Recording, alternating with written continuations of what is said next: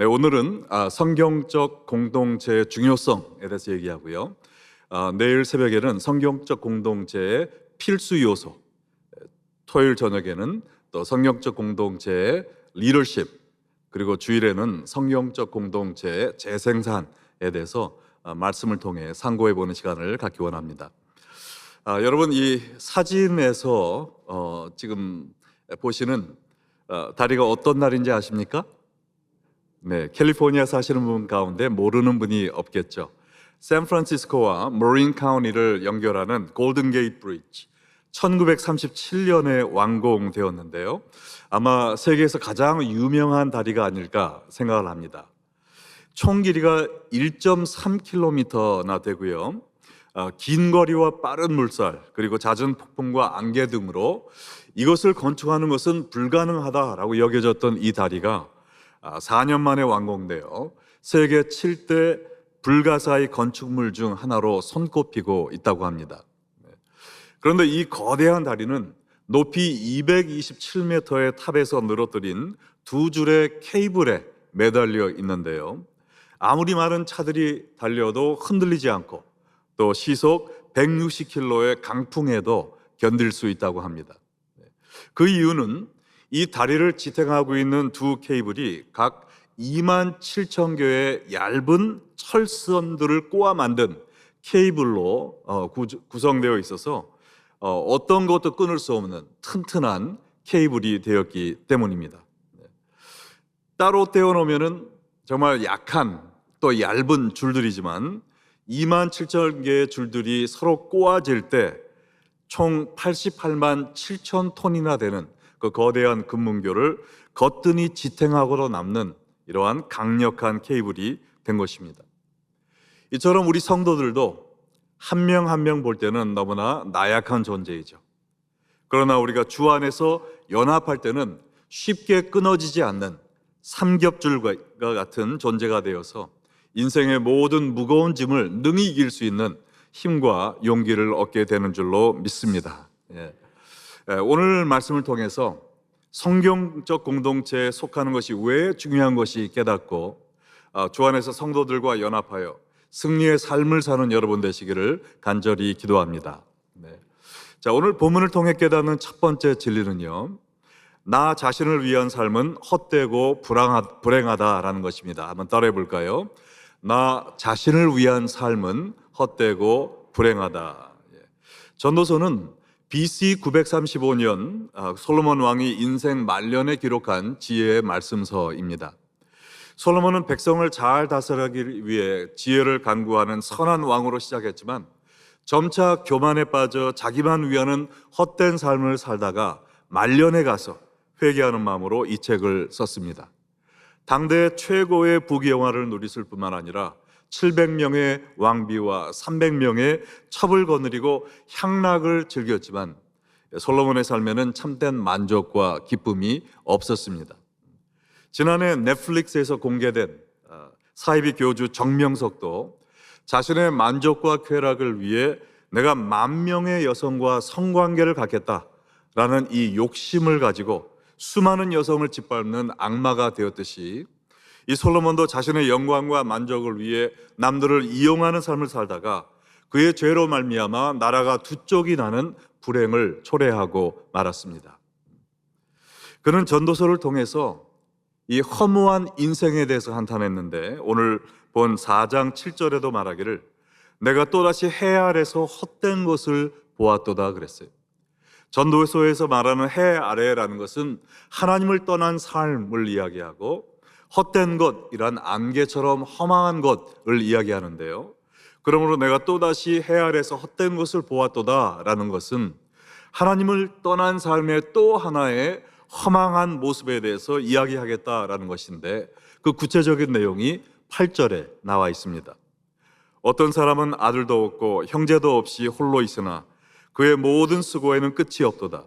또 비록 그의 눈은 부요를 족하게 여기지 아니하면서 이르기를 내가 누구를 위하여는 이같이 수고하고 나를 위하여는 행복을 누리지 못하게 하는가 하여도 이것도 헛되어 불행한 노고로다.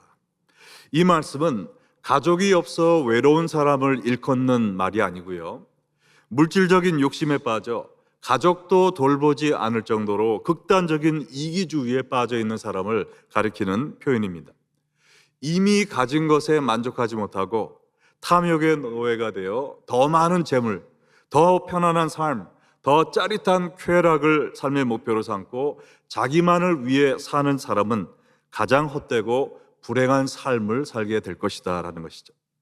참된 만족과 기쁨은 더 많이 소유하고 더 높은 곳에 앉아 있다고 얻을 수 있는 것이 아니라 오히려 탐욕과 집착을 던져버리고 내게 있는 것을 남에게 베풀고 섬기며 이웃과 더불어 사는 결단이 있을 때 비로소 맛볼 수 있다고 믿습니다. 사도 바울이 에베소 장로들에게 이야기한 사도행전 20장 35절 말씀을 다 함께 읽어볼까요?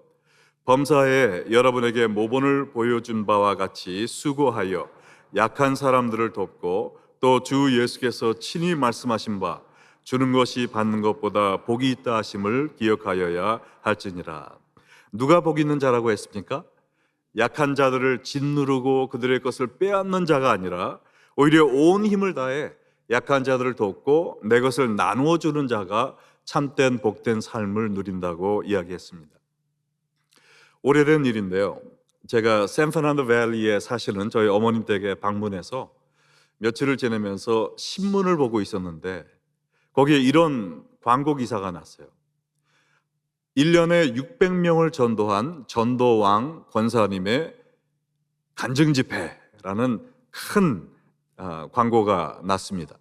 그래서 옆에 앉아 계시던 어머니에게 어머니 이것 좀 보세요. 한국에서 온 권사님인데요.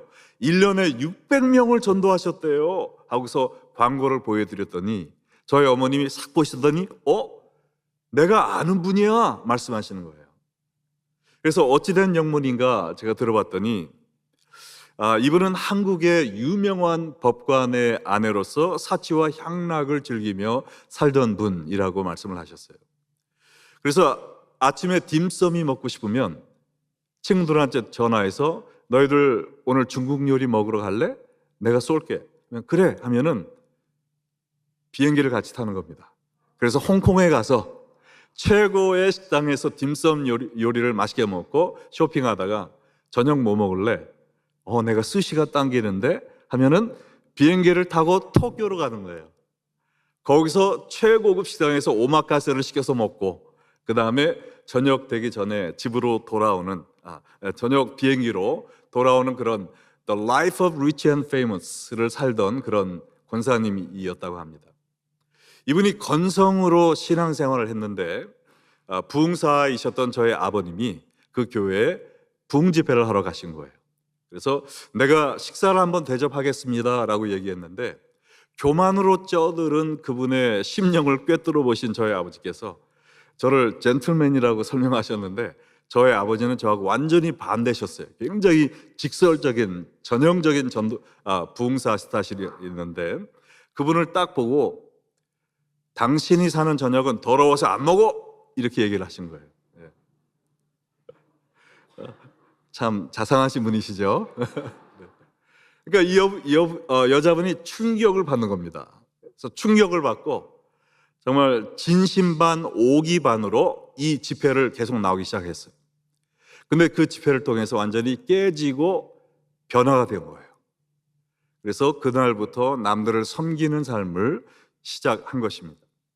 이제껏 자기의 기쁨과 만족을 위해 돈을 뿌리며 살던 이 권사님이 소외된 이웃을 섬기기 시작했는데 가난하고 병든 이웃들을 찾아서 그들 병간호를 해주고 빨래를 해주고 설거지를 해주고 걸레질을 해주면서 그분들을 말없이 섬기기 시작했습니다. 그 사랑과 섬김을 받던 분들이 너무나 황송해서 아니 당신 같은 귀부인이 왜 저를 이렇게 사랑해 주십니까? 라고 질문을 하면 그때야 입을 열어서 십자가의 복음을 전했다라는 거예요. 그의 사랑에 이미 감동을 받은 분들은 예수님 때문에 나 같은 죄인을 용서하신 예수님 사랑 때문에 내가 당신에게 이 복음과 그리스도의 사랑을 전하러 왔습니다 라고 이야기하는 것을 듣고 교회에 나오기 시작해서 1년에 무려 600명의 사람들을 하나님께 인도했다라는 거예요. 좀 배가 아파도 아멘 한번 해보실까요? 네. 다시 가겠습니다. 1년에 600명을 전도했다는 겁니다. 아멘. 네. 나 자신을 위한 이기적인 삶은 헛되고 불행한 죄악의 연속이지만 약한 자를 돌보며 거저받은 하나님의 은혜를 거저 나눠주는 삶을 살 때 하나님이 기뻐하시는 아름다운 열매 맺는 삶을 살 수 있습니다. 예.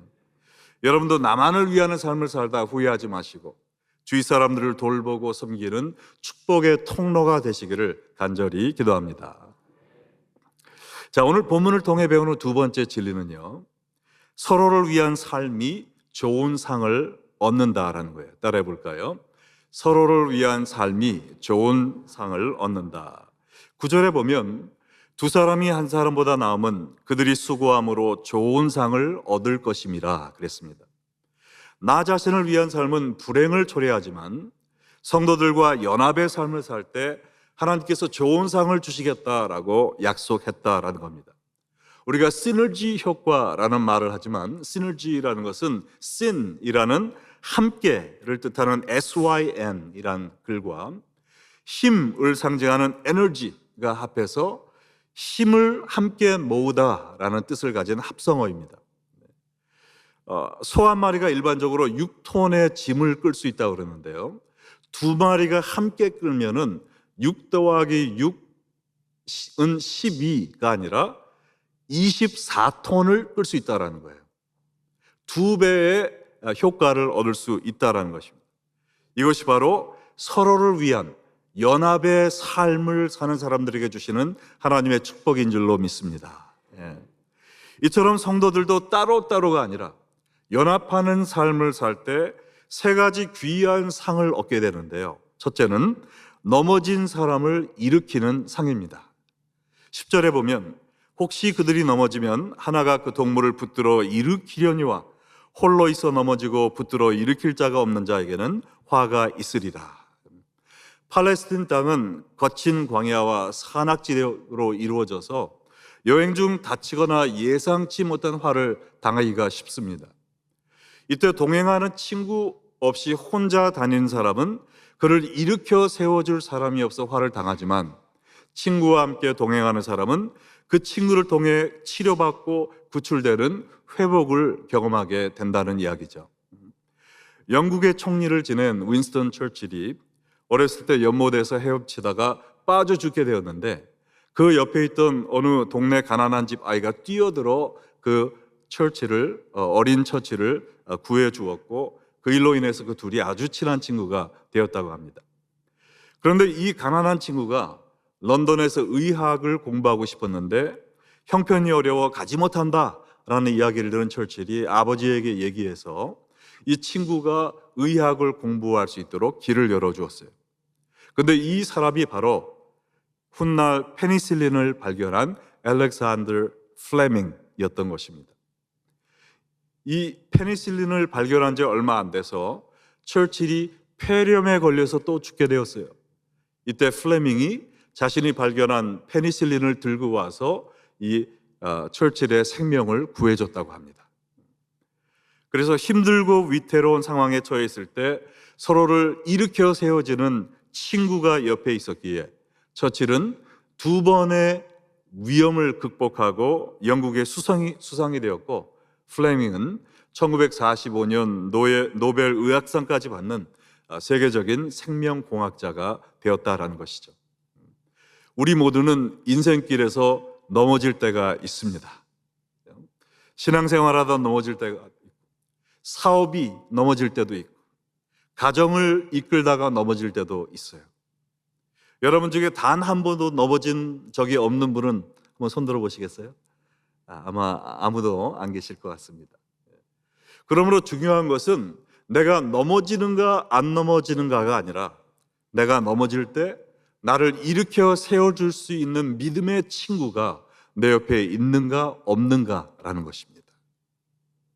오늘 이 셀 부흥에 참석한 모든 분들은 셀 모임을 통해 믿음의 동지들과 연합하심으로 넘어질 때 서로를 일으켜주는 좋은 상을 얻으시기를 바랍니다. 셀과 함께라면 넘어져도 it doesn't matter. 할렐루야. 아멘. 네. 자, 우리가 서로를 위해 살 때 기대할 수 있는 또 한 가지 좋은 상은요, 신앙의 열정이 불타오르는 상입니다. 11절에 보면 또 두 사람이 함께 누우면 따뜻하거니와 한 사람이면 어찌 따뜻하랴. 네, 그랬어요. 유대 지역은 사막 같은 광야라서 낮에는 120도를 웃돌고요, 밤에는 거의 영하로 떨어져서 밤낮의 기온 차이가 거의 90도나 된다고 합니다. 특히 벌판에 천막 하나 쳐놓고 잠을 청해야 되는 유목민에게는 매서운 찬바람이 드는 이 겨울밤은 매우 견디기 힘든 고난의 시간입니다. 이때 옆에 있는 사람과 서로의 체온으로 서로를 녹여줄 수 있는 그런 친구가 있다면 변을 당하지 않지만 그렇지 않다가는 얼어 죽을 수도 있다라는 거예요. 나의 편안함을 위해 추위에 떨고 있는 사람을 나몰라라 하는 것이 내가 지혜롭게 산다 생각할 수 있지만 그것은 불행을 자초하는 어리석은 삶이 되는 것입니다. 인도의 성인이라 불리는 선다싱이, 여러분도 많이 들어보신 이야기겠지만, 하루는 추운 눈길을 어떤 젊은이와 함께 가고 있었습니다. 그때 산에 쓰러져 죽어가는 사람을 발견하고 이 사람을 우리가 업고 가자라고 얘기했을 때 그 젊은이는 나 혼자 가기도 힘든데 어떻게 이 사람을 업고 가란 말입니까? 하고 홀로 가버렸어요. 선다싱은 나이에도 불구하고 이 사람을 짊어지고 가다 보니 몸에서 땀과 열기가 나서 얼어 죽어가던 이 사람을 살리고 자기도 혹한을 이겨낼 수 있었다고 합니다. 그러나 가다 보니까 누가 죽어 넘어져 있는 거예요. 그 사람이 누구였을까요? 아까 혼자 살겠다고 가던 그 젊은이였다라는 것입니다. 남을 살리기 위해 나를 희생하는 사람은 그 사람도 살릴 뿐 아니라 내 영이 살아나는 이 기적을 경험하게 되는 것입니다. 예. 그러나 나만 살겠다고 남을 무시하다가는 결국에는 나도 불행을 당하게 된다는 것입니다. 여러분, 고슴도치도요, 겨울을 지낼 때는 서로의 체온을 주고받으며 산다고 합니다. 서로 가시에 찔리지 않도록 조심하면서 서로를 옆에 두고 잔다 그래요. 여러분도 주위에 고슴도치 같은 사람이 있다 할지라도 찌르면 찔리리라 하는 마음으로 그들을 품는 여러분 되시기를 부탁드립니다. 아멘. 자, 오늘날 이 시대는 영적인 혹한이 물어치는 정말 매서운 광야의 밤과 같은 세상입니다. 아무리 내 신앙이 뜨겁다 할지라도 내 혼자의 열정만으로는 내 신앙을 유지하기가 힘들어요. 나도 모르게 점점 신앙의 열기가 차갑게 식어갈 수가 있습니다. 그러나 믿음의 공동체에서 말씀과 기도와 영적 교제를 통해서 성도들과 뜨거운 신앙을 나눌 때 아무리 우리가 영하의 날씨 같은 이 세상의 고통을 당한다 할지라도 우리가 서로를 살리는, 영적으로 뜨거워지는 쌀몸이 될 줄로 믿습니다. 자, 우리가 서로를 위해 살 때 기대할 수 있는 세 번째 상이 있는데요, 그것은 원수의 공격을 이겨내는 상입니다. 12절에 보면 한 사람이면 패하겠거니와 두 사람이면 맞설 수 있나니 세 겹줄은 쉽게 끊어지지 아니하느니라. 유대의 산동네를 혼자 지나가다 보면 선한 사마리아인의 이야기에 나온 유대인처럼 강도의 표적이 되기가 쉽습니다. 그러나 두 사람 이상 함께 동행할 때 강도들이 쉽게 공격하지 못하는 것이죠. 이처럼 원수 마귀의 시험이 몰려올 때 우리가 홀로 신앙생활 하다가는 마귀의 밥이 되기 쉬워요. 근데 우리가 서로가 서로를 지켜주는 영적인 공동체에 속해 있을 때 마귀가 공격하러 왔다가도 도망가 버릴 수밖에 없는 영적인 힘이 생기는 줄로 믿습니다. 네. 여러분은 여러분 곁에서 함께 영적 싸움을 싸울 믿음의 동지가 있으십니까? 아멘. 네. 여러분이 사탄의 공격을 받고 휘청거릴 때 기도와 말씀으로 여러분을 붙잡아 줄 이 영적인 친구가 있느냐 말이에요. 바로 여러분의 셀그룹 멤버들이 이러한 영적인 아군이 되기를 간절히 기도합니다. 제가 28년 전까지는 LA에 살았습니다. 그때 나성영락교회 영어부 부목사로 이제 목회 안수를 받은 젊은 목사였는데, 제가 5년간 이제 신학교를 졸업하고 영어 목회를 부목사 또 전도사 타이틀로 하다 보니까 내가 이런 사역을 하면 좋겠다라는 그림이 조금 보이기 시작했어요. 그래서 이제는 하나님이 나를 다른 데로 보내시나 보다 마음이 들었는데, 그때 마침 시카고에 있는 레이프뷰 장로교회라는 한인교회에서 영어부 목사로 청빙이 왔습니다. 그래서 아내와 기도하다 결정을 하고 4살짜리, 2살짜리 어린아이들을 데리고 시카고에 갔는데, 그때 시카고에 아는 사람들이 몇 명이 있었냐면은 한 명도 없었어요. 한 명도. 근데 그곳에 딱 가니까 제 마음에 드는 생각이, 내가 죄의 유혹에 빠져 헤매이는 삶을 산다 할지라도 그 사실을 아는 사람조차 한 명도 없겠다. 내가 완전히 타락해서 이중 생활을 한다 해도 아무도 나를 일으켜 세워줄 사람이 없구나 라는 생각이 들면서 위기의식이 들기 시작했습니다. 그래서 하나님께 기도하기 시작했어요. 하나님, 저는 이 시카고 땅에 아는 사람이 우리 이 핵가족 외에는 아무도 없습니다. 근데 이 영적인 싸움을 싸우면서 저 혼자 싸울 수는 없어요. 저에게 신앙의 동지를 허락하여 주시옵소서. 그렇게 기도하는 가운데 근처에서 영어 목회하는 저보다 3살 많은 2세 목사님이 제 마음에 들어왔어요. 제가 그분에 대해서 좋은 이야기를 많이 들었는데, 제가 개인적으로 만나서 이야기를 나눈 적은 한 번도 없는 분이에요. 내가 하나님이 내 마음에 주신 목사님이니까 이분하고 함께 영적인 교제를 나누라 보다 생각이 들었지만, 제가 원래 이게 좀 엑스트로버트가 아니고 좀 인트로버트이기 때문에 먼저 다가가서 이렇게 얘기한다는 것이 너무나 쑥스러웠어요. 그래서 하나님, 제가 쓰러지지 않고 목회 잘 하기를 원하신다면 저는 창피해서 못하니까 이분이 저에게 먼저 기도하게 해주세요. 말도 안 되는 기도를 한 겁니다. 저는 그분을 멀리서라도 보고 이름을 들었지만 그분은 저를 알지 못할 확률도 큰 거예요. 근데 무조건 그렇게 때를 쓰면서 기도하기 시작했는데요, 불과 기도를 시작한 지 사흘 만에 이분이 저한테 전화를 주신 겁니다. 전화가 따르릉 와서 딱 받아보니까 Hello, is this Pastor Joshua Kang? 그러는 거예요. 그래서 Yes, I am Joshua Kang. Who is this? 했더니 This is Pastor Sam Lee 했는데 그 다음에는 말이 없어요. 저도 그냥 무슨 말을 해야 될지 못해서 가만히 있는데 1분 동안 그냥 침묵이 흘렀습니다. 여러분, 1분이 드라마 볼 때는 짧은 시간인데요, 전화 붙잡고 아무 말도 없이 그냥 멍하니 있을 때는 그렇게 긴 시간이 없더라고요. 그래서 제가 1분 후에 아니 왜 저한테 전화 가셨어요? 물어보니까 이분이 말씀하시기를, 자기가 차를 타고 지나가는데 하나님께서 자슈아 캉, 시카고에 온 지 얼마 안 되는 자슈아 캉에게 전화해라 라는 감동을 주셨다는 거예요.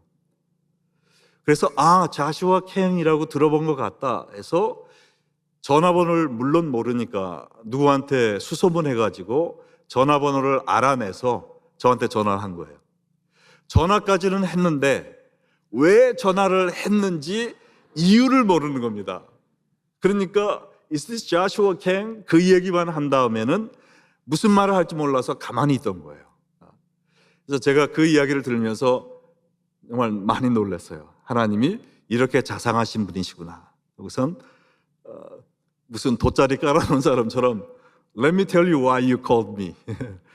우리 목사님이 왜 저를 전화하셨는지 제가 한번 말씀드리겠습니다 하면서, 제가 목사님이 저에게 전화하기를 하나님께 간구했습니다 하면서, 제가 사실은 영적 기도의 동지가 필요합니다. 혹시 목사님 저와 같이 기도할 수 있으시겠어요? 했더니 너무 좋다고, 그래서 그 목사님과 만나서 3년 동안 매주 수요일 아침마다 2시간씩 함께 기도하면서 시카고의 그 추운 영적 겨울을 이겨낼 수가 있었습니다. 그러면서 다른 영어 목회하는 목사님들과의 이제 기도 모임을 만들고 14년 전에 한호 목회를 시작한 후에는 한호 목사님들과 영적 교제를 가지면서 오늘까지 또 우리 사랑하는 아내의 기도 덕분에 넘어지지 않고 이렇게 사역을 할 수 있게 되었습니다. 정말 우리 모두는 홀로서는 이겨낼 수가 없는 영적 싸움을 하고 있어요. 아무리 우리가 용맹스러운 십자가의 군병이라 할지라도 뒤에서 오는 공격을 우리가 이겨낼 수가 없습니다. 그러므로 우리는 함께 이 싸움을 싸워 나가야 되는 것이죠. 그래서 히브리서 10장 24, 25절에도 서로 돌아보아 사람과 선행을 격려하며 모이기를 배하는 어떤 사람들의 습관과 같이 하지 말고 오직 권하여 그날의 가까움을 볼수록 더욱 그리하자 이야기한 것입니다. 여러분은 모이기에 힘쓰며 서로 돌아보며 격려하는 삶을 살고 계십니까? 아니면 나 혼자 믿음의 싸움을 홀로 싸우다가 넘어지고 식어지고 패배하는 고달픈 신앙생활을 하고 있지는 않습니까? 이제 새로운 셀 모임, 셀 사역이 시작되는 이 찰나에 정말 오늘 들은 말씀을 잊어버리지 마시고 새로운 결단으로 셀 모임에 참여하셔서 영적인 신앙의 동지를 만들고 함께 영적 싸움을 싸워가는 여러분 되시기를 간절히 부탁드립니다. 네. 자, 오늘 말씀을 통해 깨닫는 마지막 진리는요, 주 안에서 연합하는 삶이 최고의 삶이다라는 거예요. 따라해 볼까요?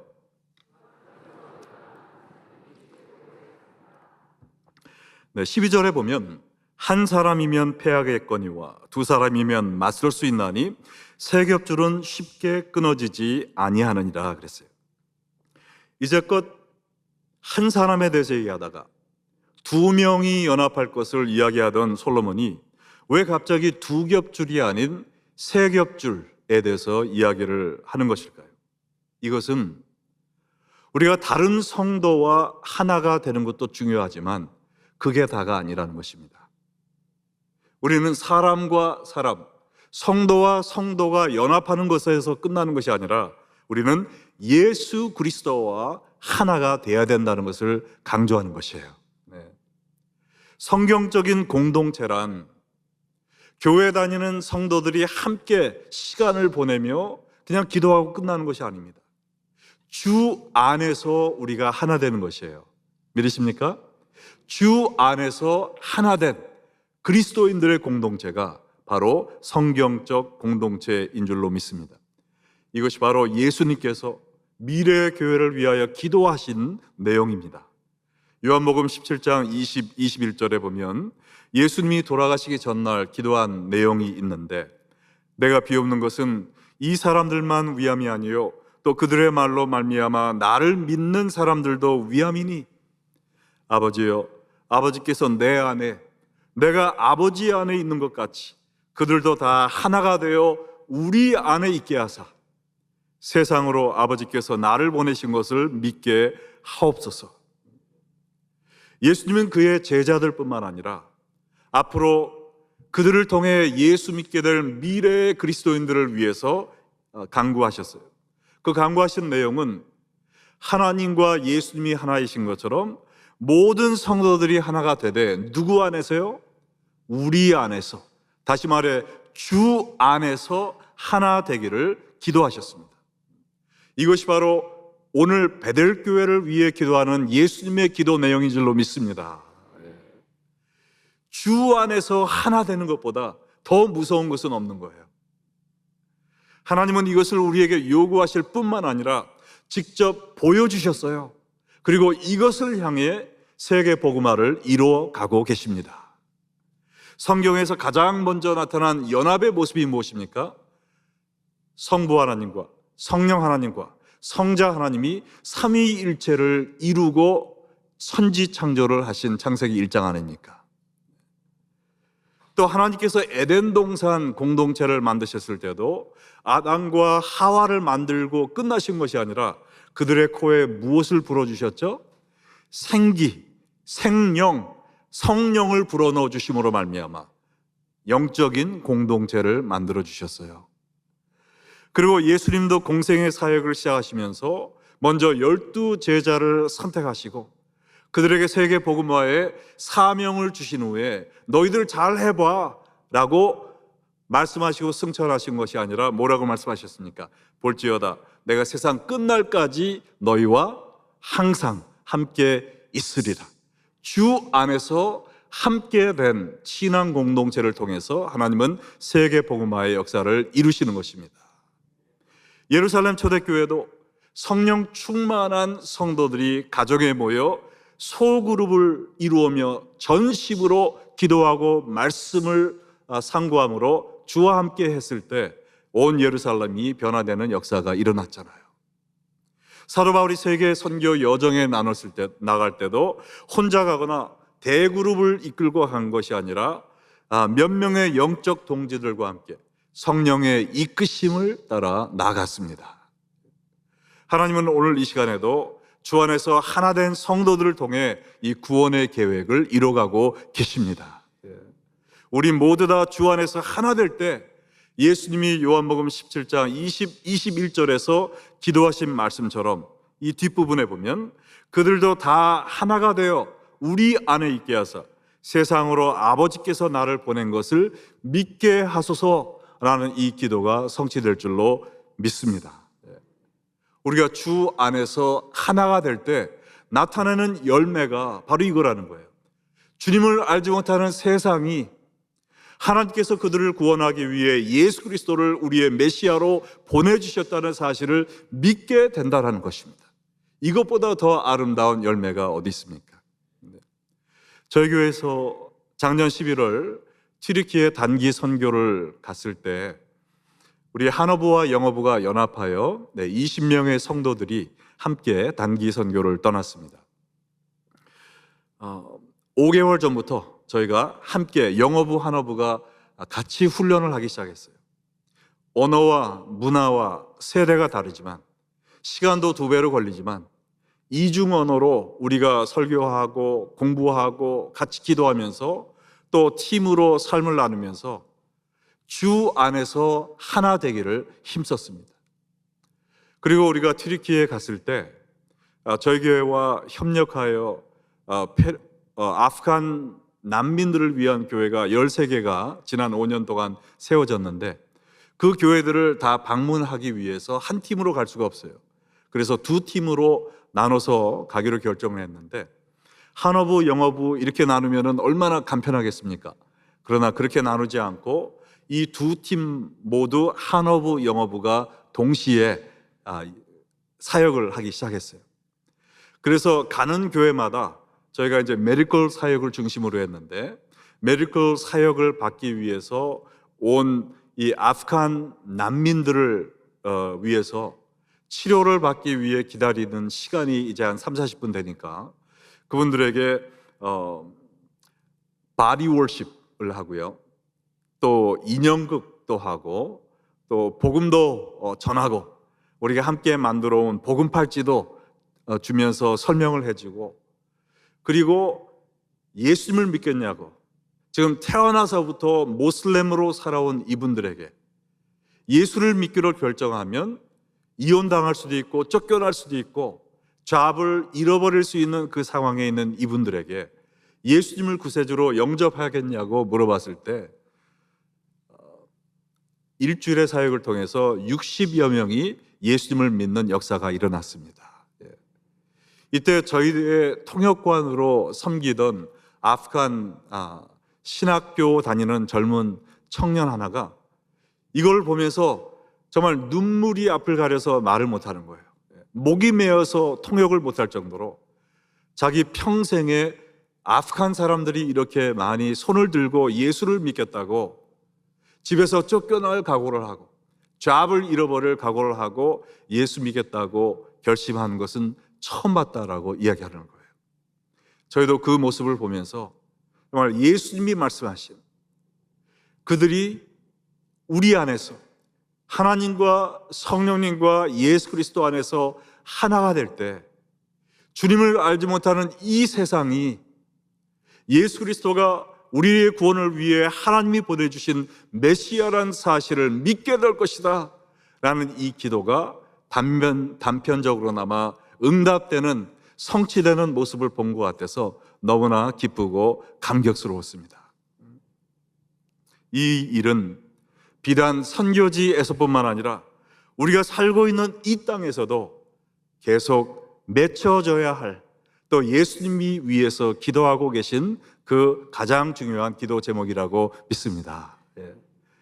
그야말로 젖과 꿀이 흐르는 땅은 이스라엘이 아니더라고요. 정말 미국이 아닙니까? 전 미국에서 가장 살기 좋은, 가장 아름다운 곳은 또 어디일까요? 어디일까요? 얼바인 아니겠습니까? 이번에도 제가 몇 년 만에 와보니까 얼마나 정말 아름답고 좋은지, 정말 이런 곳에 살면서 이 세상과 같이 15분만 가면 바다가 있어요. 또 동쪽으로 조금만 가면 산 위에 올라가서 그냥 스키를 탈 수 있는, 정말 자연 경관이 최고이고 교육 모든 환경이 최고인 이곳에서 정말 세상 사람들과 같이 나를 기쁘게 하고 나를 만족시키게 하는, 나만을 위한 삶을 사는 유혹에 넘어가기가 쉬운 것이 우리의 사실 아닙니까? 그러나 우리가 그것을 배제하고 오늘 주신 말씀을 붙잡고 나를 위한 삶이 아니라 서로를 위한 삶, 거기서 끝나는 것이 아니라 우리가 주 안에서 하나됨으로 말미암아 그저 내가 행복한 신앙생활을 하고 끝나는 것이 아니라 이 얼반에 있는 세상 세속화에 완전히 물들어 있는 이 사람들이, 아 그렇구나, 정말 성경에 기록되어 있는 예수 그리스도만이 우리를 구원할 수 있는 하나님의 아들 구원자이시구나, 이것을 깨닫고 여러분의 교회에, 여러분의 셀 모임에, 또 천국에 물밀듯 들어오는 그 꿈을 바라보면서 여러분이 셀 모임을 시작하게 되시기를 간절히 기도합니다. 오늘도 사탄 마귀는 삼킬 자를 찾아 으르렁대고 있습니다. 이 세상에서 복음을 들고 전진하는 십자가의 군병이 되기 위해서 우리의 혼자 힘으로는 싸울 수가 없습니다. 아무리 축구를 잘하는 손흥민도 혼자서 축구 게임을 해서 11명을 당해낼 수가 없어요. 우리 기독교인의 삶은 혼자 싸우는 솔로 스포츠가 아니라 함께 임하는 팀 스포츠입니다. 그래서 이 셀 모임이 필요한 것이고, 이것을 위해 하나님이 여러분을 셀 목자로 부르신 것입니다. 여러분을 통해서 이 베들교회가 주 안에서 하나된 성경적인 공동체로 탈바꿈되기를 주 예수의 이름으로 간절히 기도하며 축원합니다.